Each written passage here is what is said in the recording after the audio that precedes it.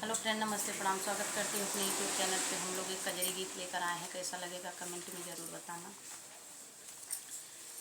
बदरा चढ़ी आइल समनवा, रिम झिम बरसे समनवा ना।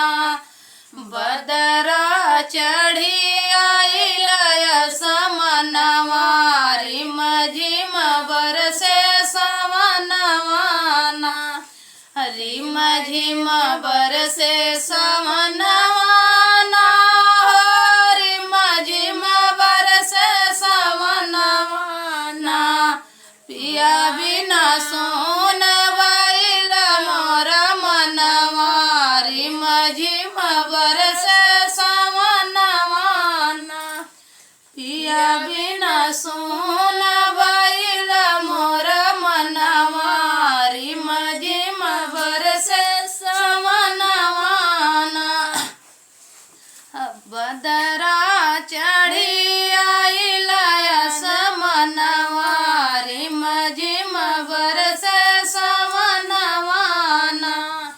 झुरी झुरी बहे पवन पुरवैया, सावन मासक चढ़ल सवनवा।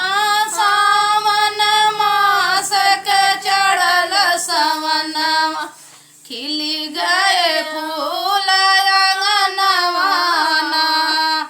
खिली गए फूल अंगनवा ना। हरियर लागल खेत खरियनवा, रिम झिम बरसे समनवा ना।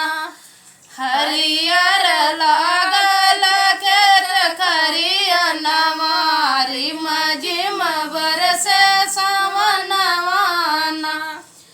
रतिया बिजुली चम चम चमके, रतिया बिजुली चम चम चमके। बरसे बरसे लगे वेद छम छमके। बूती बूती जाए दिया नवाना, बूती बूती जाए दिया नवाना। गम के घरवा अंगनवा, घिरी गिरी बरसे समनवा ना। घिरी गिरी बरसे समनवा ना। सावन मास के मस्त महीनवा, पिया बिन भावन भवनवा ना। पिया बिन भावन भवनवा ना।